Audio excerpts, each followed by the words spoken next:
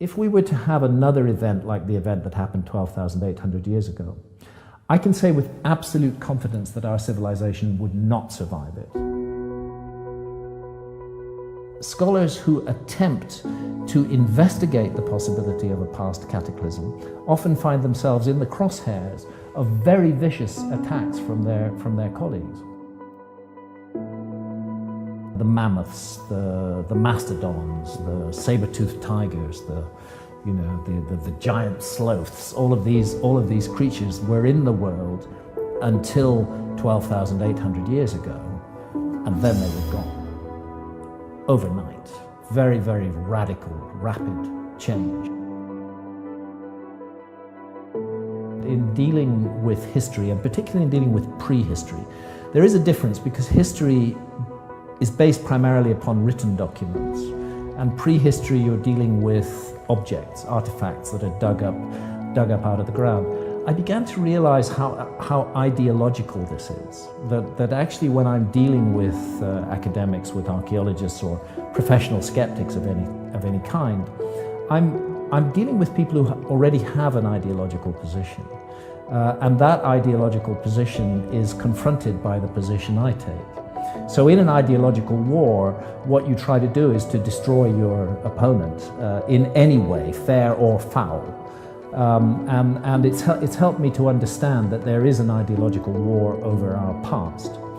For example, when it comes to large-scale animal extinctions, which happened at the end of the Ice Age, what they call the megafauna, the mammoths, the mastodons, the saber-toothed tigers, the giant sloths, all of these creatures were in the world until 12,800 years ago, and then they were gone. Overnight. Very, very radical, rapid change.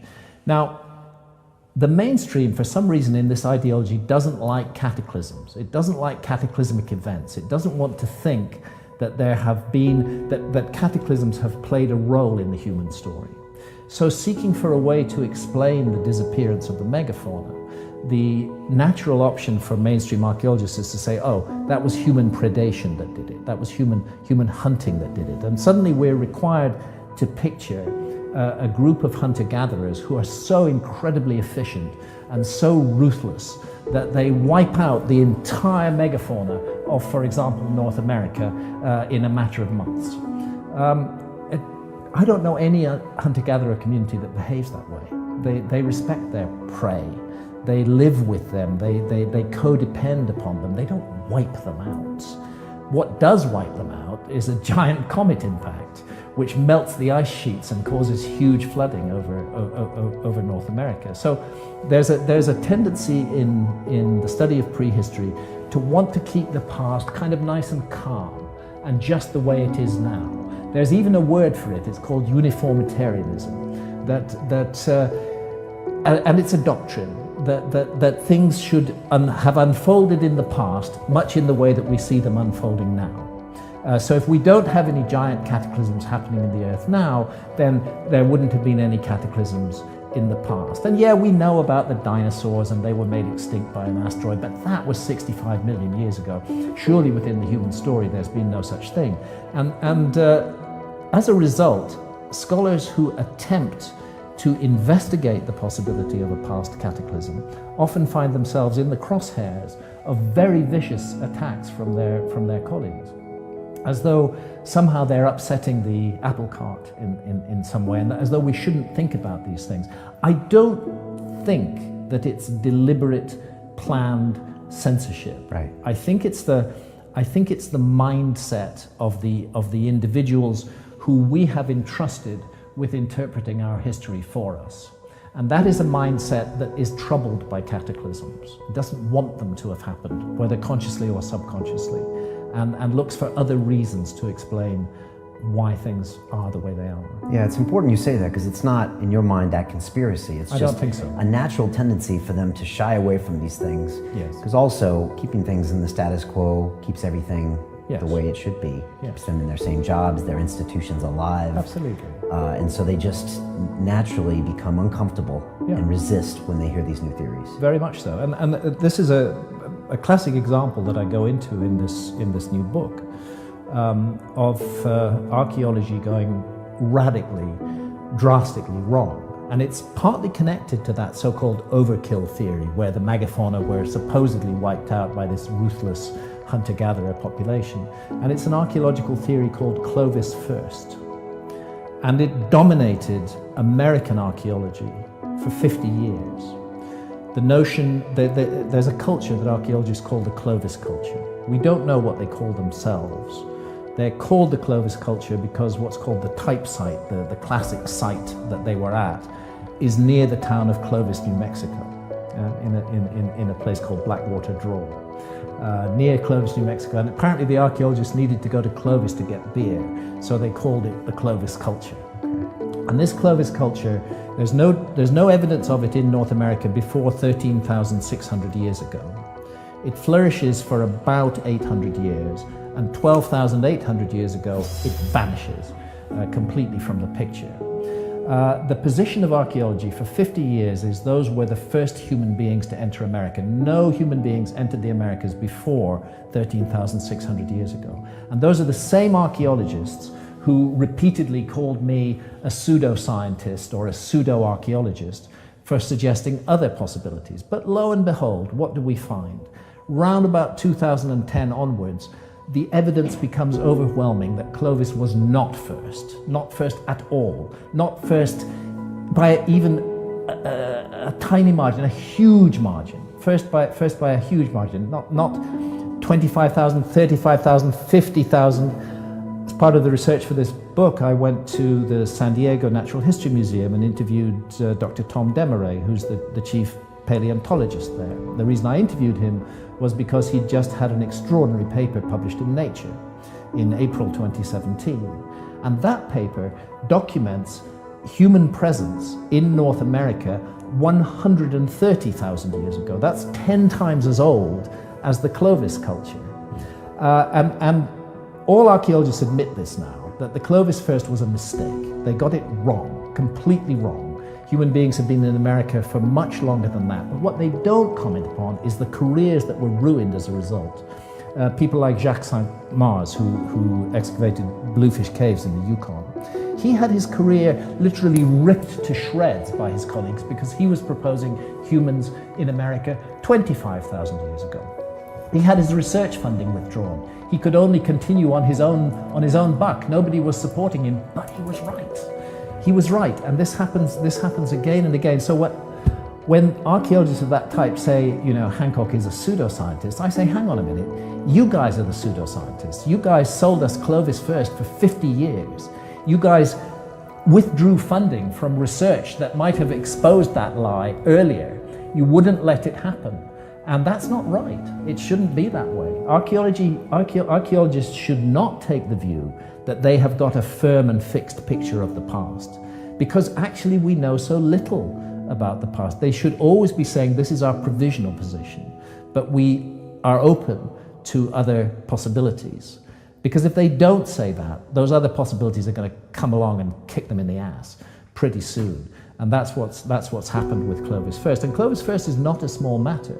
Because if human beings have been in the Americas for 130,000 years instead of for 13,000 years, why there's 100,000 plus years that archaeologists just haven't looked at because of their preconceived notion that there was going to be nothing to find. There was actually a dictum against digging below Clovis levels. You know how in archaeological strata it's like a layer cake, right, and you have certain levels. And the view was, let's not waste research funds digging below Clovis because we know there was nothing before Clovis.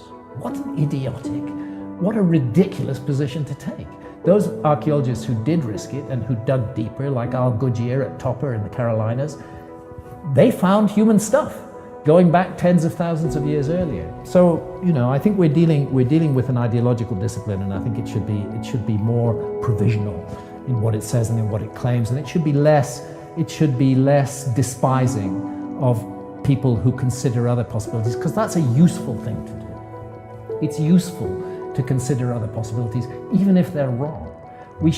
Science should never get locked in a narrow channel and say everything outside the bounds of this channel is not subject to investigation. It's really a mistake. I mean, I was surprised when you went to America with this book, because I thought, what's in America? You know, and because of all of the assumptions I had made and Yep. what I had been taught as a kid, the narrative was simple. As little as I knew that there was nothing else. There Exactly. to talk This was about. the view, and this is why America is so interesting, because what we have in the Americas, North and South America, is a gigantic landmass, enormously rich in resources, just the kind of place where a civilization could emerge. And then you take the Ice Age and you recognize that for very long periods the Americas were cut off from the rest of the world, but yet incredibly rich in resources. So now we know that there were human beings there from 130,000 years ago, and we know that archaeologists haven't been looking at what they were doing. Now's the time to ask, what were they doing? What was going on in the Americas in that time? And again, a need for archaeologists to be more humble.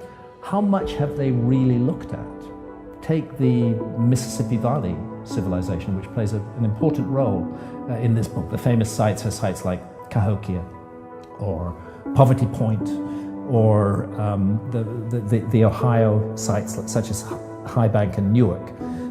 Amazing, huge geometrical earthworks, absolutely stunning. But the trouble is that in the 18th and 19th and 20th centuries, there was massive, large-scale destruction of these ancient monuments. They were not considered to be worth preserving. The needs of agriculture and industry were more important. So what we can say is that round about 90% of the monuments that were in the Mississippi Valley in, say, 1700 are gone now.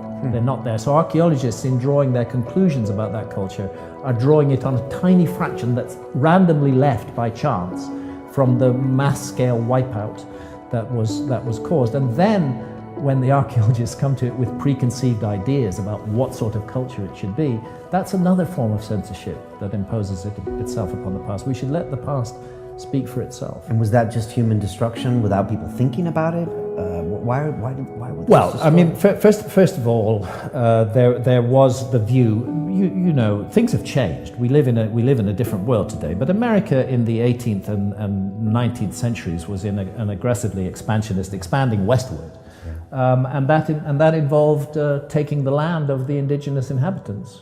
Well, if you're going to take away, tens of millions of acres from people and stuff them somewhere else, then you need a good excuse to do so. So what you do is you depict them as savages, and you say that actually we're doing them a favor. There's a quote I put in the book concerning the horrific project called the boarding schools project in America, where Native American children, about 90% of them, were physically removed from their families and stuck in boarding schools in another state, far away, punished if they wore any traditional clothing, given the whole ideology of Western civilization, and encouraged to cut themselves off from their roots. Well, no wonder we're a species with amnesia if we take the entire cultural memory banks of the indigenous inhabitants of the Americas and deliberately wipe them out.